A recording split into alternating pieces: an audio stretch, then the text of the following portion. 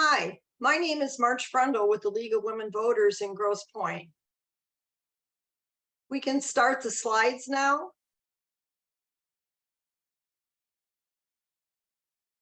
The League of Women Voters US has partnered with Algorithmic Transparency Institute and assembled training to help us to address mis and disinformation spreading in our community.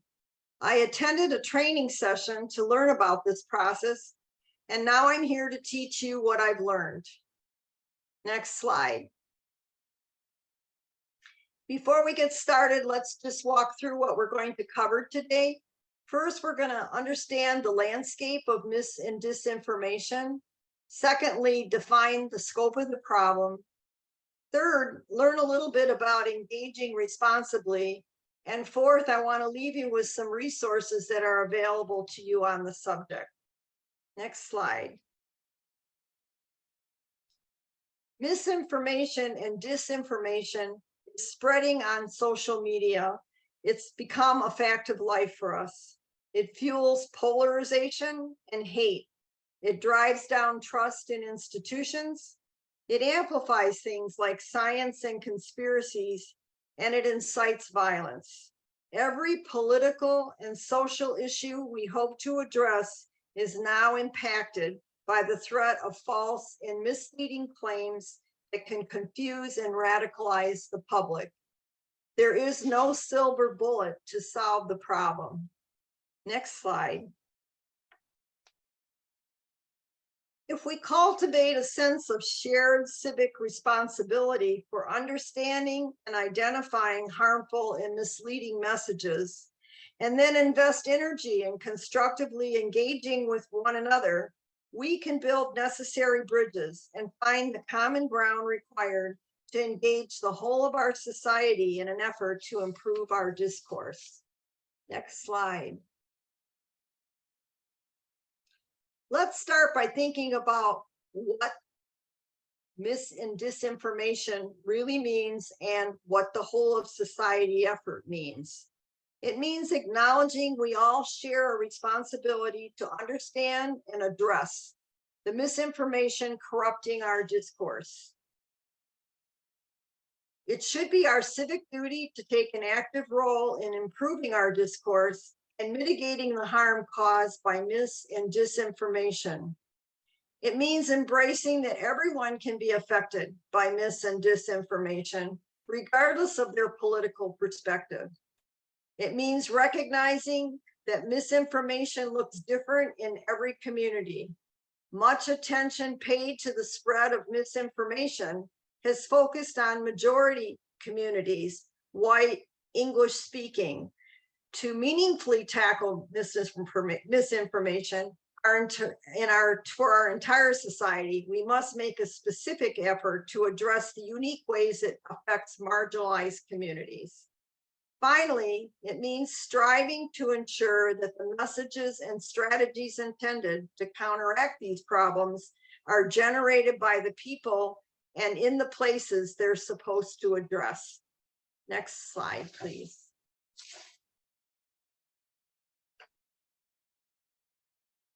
Next slide.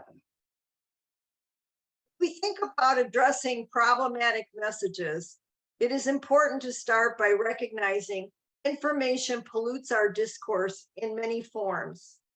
We have misinformation, disinformation, junk news, rumors, conspiracies, and hate speech, but it's all harmful and it all misleads the public.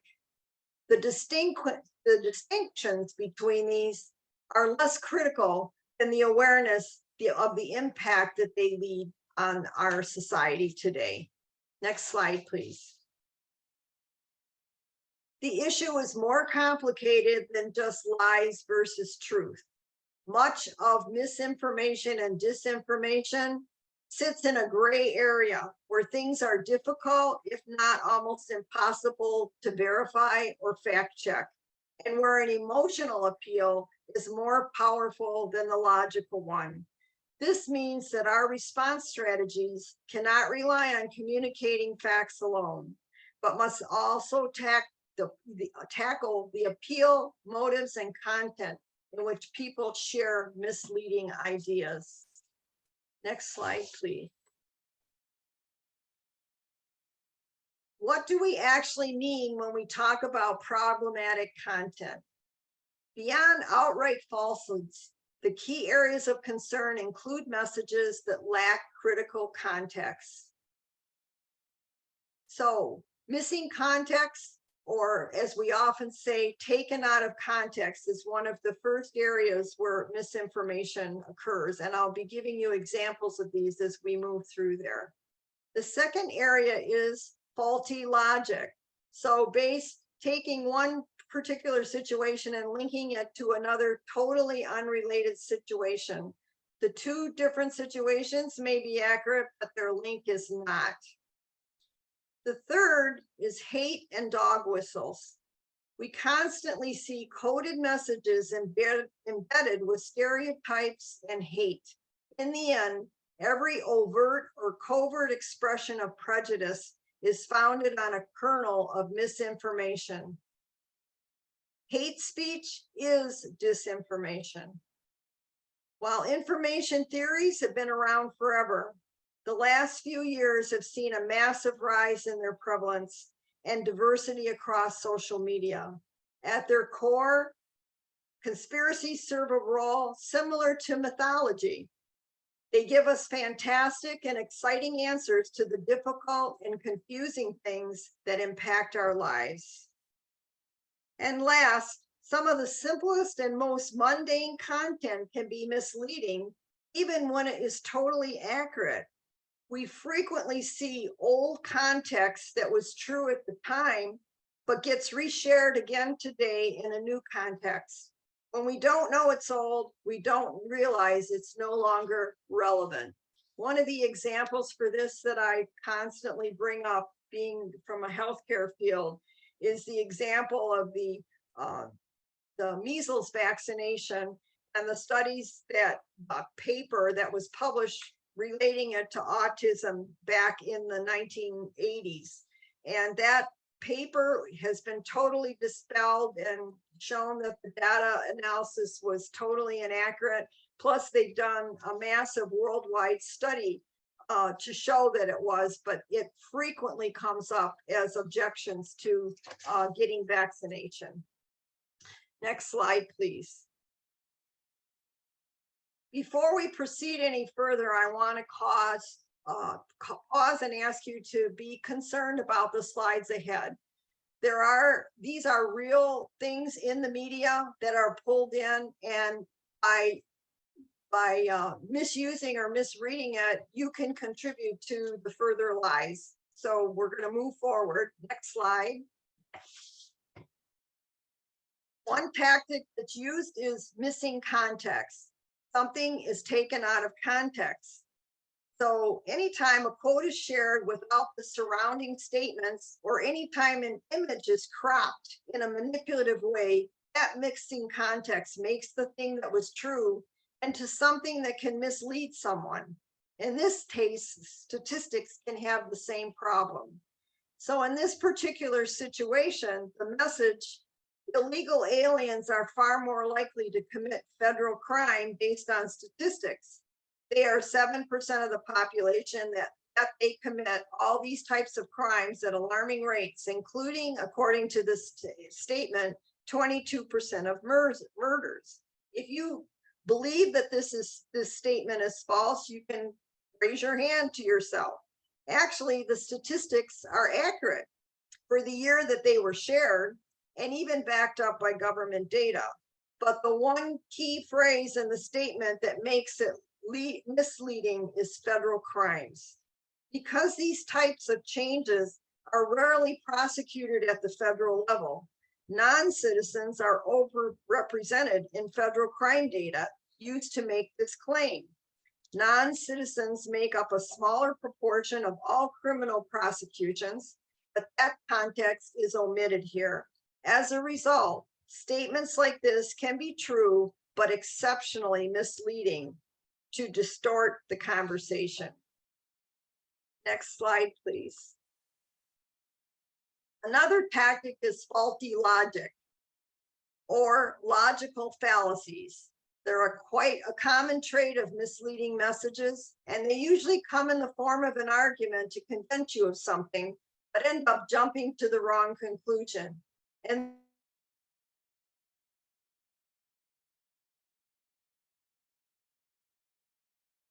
voting by suggesting it is the same as self-certifying that you have been vaccinated. It is illogical to compare the two, but this message exploits an underlying skepticism in one to critique the other. Other types of common logical fallacies, such as red herring or a straw man argument, misdirect your attention away from a real problem to an invented one. Recognizing these requires breaking down the arguments you see, evaluating the substance and the motivation, and taking a step back and considering whether the underlying premise is valid. Next slide, please. Hate and dog whistles. This viral meme uses an overt derogatory language, but is embedded with hate nonetheless. In this case, the point of this statement is pretty clear, but sometimes prejudice and other messages can be subtle. We have to pay careful attention to messages that reference or allude to specific identities to determine if they are hateful dog whistles. Next slide. Conspiracy theories. Anytime a message begins a question or makes a claim that a particular situation is the result of decisions by powerful people with ulterior motives, it has the signature of a conspiracy theory. While some versions may be quite outlandish and featured in the news, there's a wider base of more mundane conspiracy theories that circulate frequently. They blame politicians, organizations, and other powerful individuals, often through questions and innuendos, for every kind of problem society faces. When specific powerful people are mentioned, or you recognize allusions to world domination or other sinister activities, you need to exercise skepticism and evaluate the idea carefully. Next slide. Social media has made it particularly easy to confuse something recent with something out of date. Often the original date something was published isn't shown when it gets reshared online. In this case, a news article from 2012 about voters in Florida was reshared days after the 2018 midterms. The story was from a reputable source and likely true at the time and in the original context. However, when it was shared 6 years later in the context of a contentious recount fight in Florida, anyone who didn't bother to read the full article could easily be left with the impression that the story was contemporary.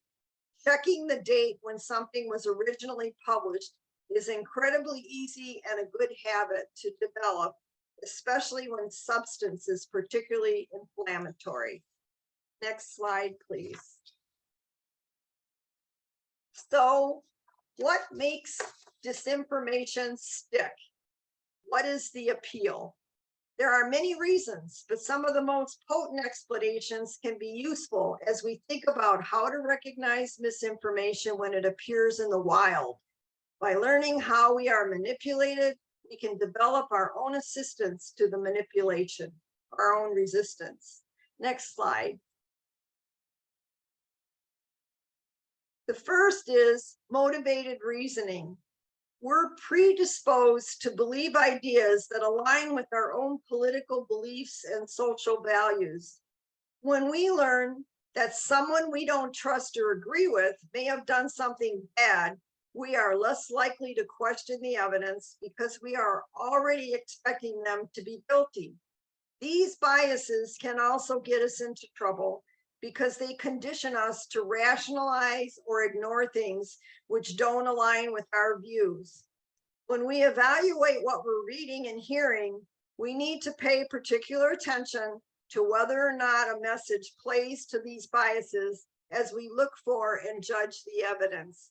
I often say to people, what newspapers are you reading?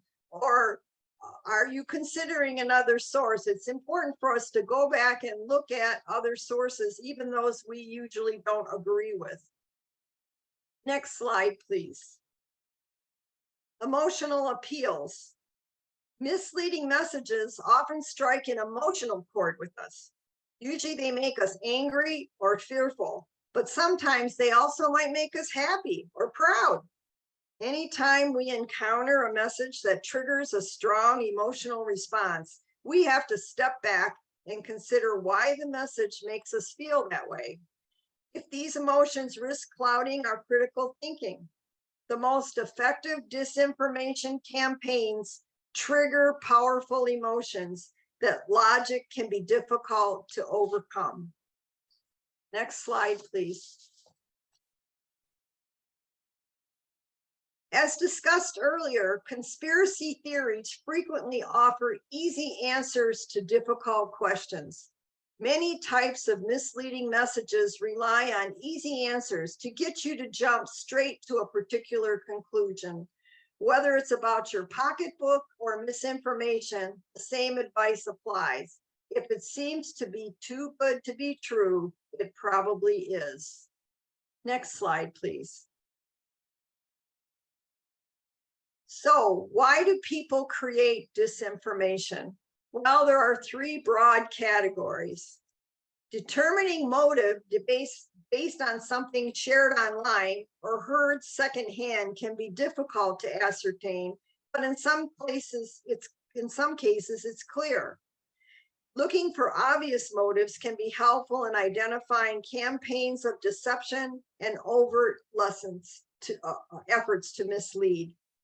Many bad actors are driven by a political agenda. They spread falsehoods and use various tactics we have discussed earlier in a mission to achieve policy and electoral goals. Electing candidates, passing laws, and shifting public opinion toward the causes they support is their primary objective. A large proportion of conspiracies are actually driven by profit. We often see these messages appear in support of direct funding appeals, product sales, and even efforts to drive traffic to generate advertising revenue. And finally, a subset of bad actors are what we call trolls, who are motivated by the enjoyment they derive from generating disinformation. They are chaos agents. They take pleasure in spreading conspiracies and hate, in particular, because it gives them attention. Next slide, please. Let's briefly recap what we've covered so far. The problem comes in many forms and deploys many distinct tactics. We see frequently that it lives in the gray area between truth and lies. It appeals to our biases, emotions, and desire for easy answers. The three motivating factors are politics, profit, and pranks. And if we aren't careful, we can actually accidentally contribute to their spread. Next slide, please. Now that we have a clear understanding of the landscape and a detailed overview of what the problem looks like and why it exists, let's start to think about what we can do about it. We'll start by talking about disengaging, a critical rule in almost all circumstances. You should not engage with mis and disinformation or the people who create and amplify it.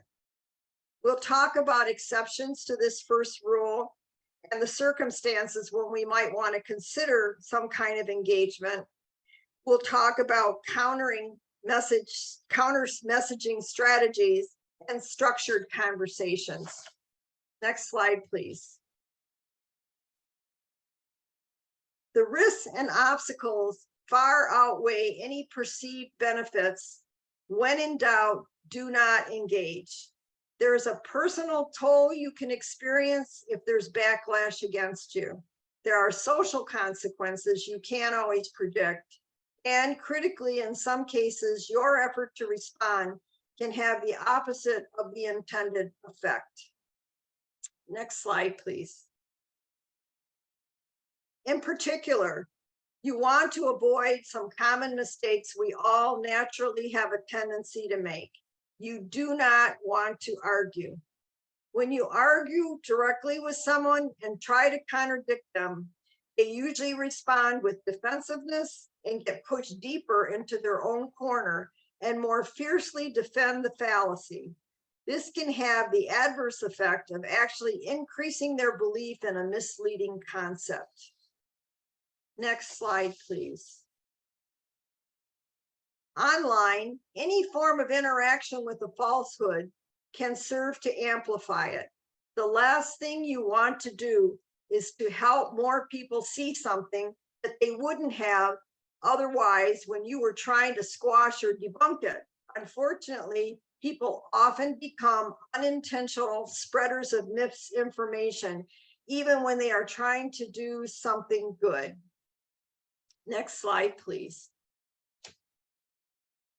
When you attempt to talk about misleading ideas, disinformation, or conspiracy theories, it's challenging to do so without using the language of the people who created it. It's critical to avoid allowing a disinformer to define the terms. And when they do, you can't repeat them, or you let them control the terms of the conversation. You should not repeat the language used by those who seek to undermine the legitimacy of the democratic process, because their effort to define and repeat the terminology is also an effort to normalize misleading and harmful ideas. Next slide, please. When you interact with someone in real life and online, you need to avoid using words or approaches that would seek to or have the effect of embarrassing or ridiculing them. Similar to arguing, this usually has the opposite of the intended effect. While you may be frustrated or even shocked that someone else might believe something you feel is absurd or stupid, you can't convince them otherwise by making them feel bad, and instead your effort is more likely to backfire and reinforce their beliefs and make you an enemy at the same time. Next slide, please. There's a popular trend to respond to misinformation by sharing a fact check. While good information is always a valuable tool to counteract bad information, when you deploy it casually without context or in a manner that can be perceived as condescending, it also can prove fruitless. For common themes and narratives of misinformation and disinformation, there's embedded skepticism for the institutions that produce fact checks. This is another case where fact check can actually serve as evidence to some that the falsehood that they believe is true.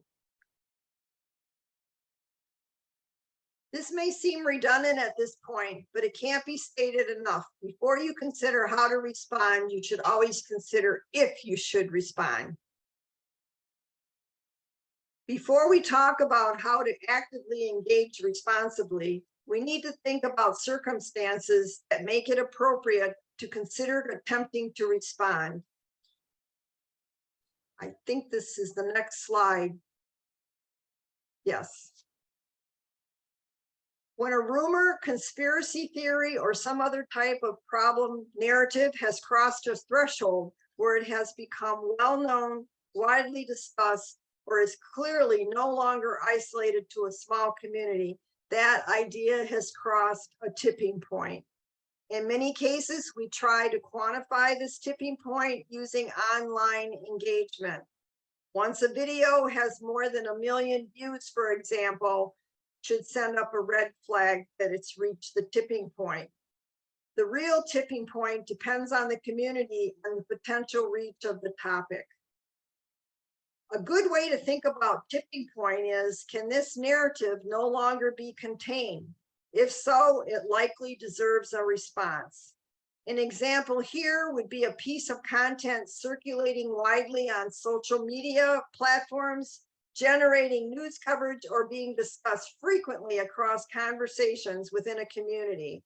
When a particular piece of misinformation demonstrates a gap in knowledge, a question that lingers unanswered, we can think of this as a data deficit. This often occurs when there's a legitimate demand for information on a subject.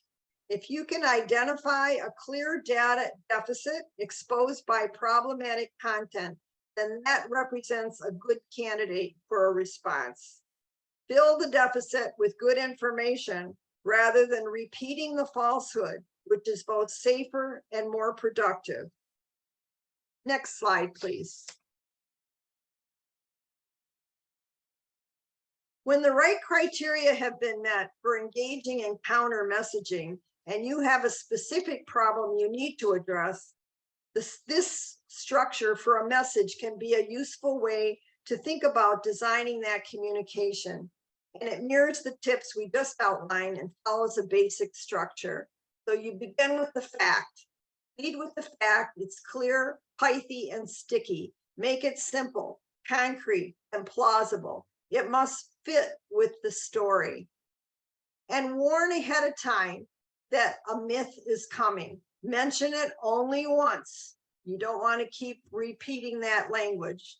Explain how the myth misleads, and then finish by reinforcing the fact multiple times if possible, making sure it provides an alternative causal explanation.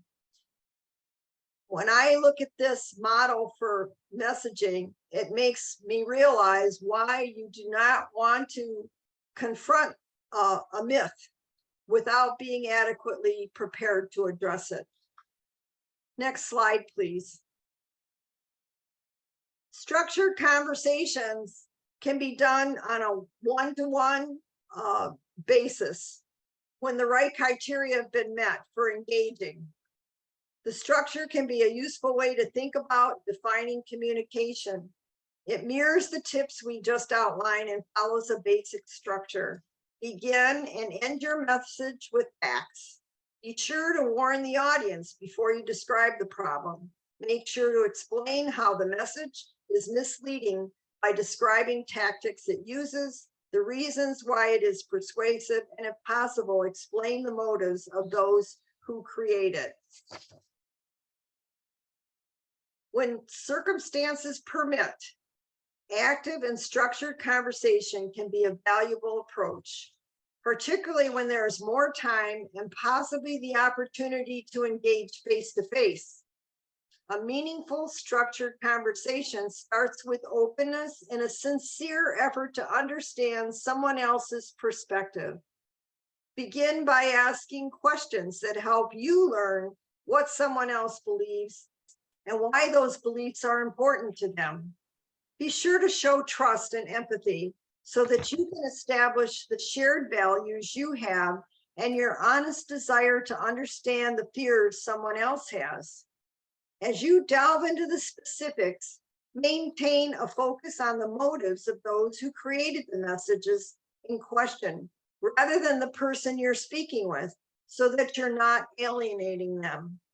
Be sure to share your own perspective in a way that describes your personal experience, how you learned what you learned, and why you find it meaningful. This structured conversation strategy builds on all of the advice we reviewed in this counter messaging. Effective structured conversations avoid arguments and demeaning language. They don't rely on the authority of outside voices like news organizations or fact checkers, and instead build on personal experience. This approach can be complicated and doesn't always work in the moment, but when you demonstrate respect and empathy as you communicate, you are more likely to build trust that will have a lasting impact. Next slide, please. So we've gone over training, learning how to recognize common forms of misinformation. We've talked about observing the discourse online and offline within your community. And the next thing is reporting. identifying problematic content, and flagging and annotating it. Next slide, please. So know your resources, and these are a few that I'm giving you. The League of Women Voters Misinformation Guide is actually posted on the LWV US blog, Your Guide to Mis and Disinformation. It provides a nice summary of the content that we've covered in this training program. The Office of the US Surgeon General has a misinformation toolkit. The interesting thing about that is it's directed towards health topics, like I mentioned, immunization, and some of the other concerns, particularly around COVID and vaccine. So it's a really good source from that perspective. The Union of Concerned Scientists has a publication available, Countering Disinformation in Your Community. That's available online. George Mason University has a debunking handbook. It was published in 2020. And the News Literacy Project is a very good source to go to. They point out certain myths or things that need to be debunked.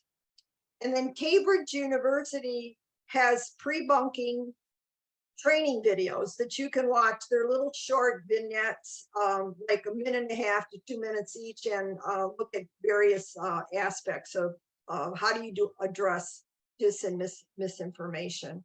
Next slide, please.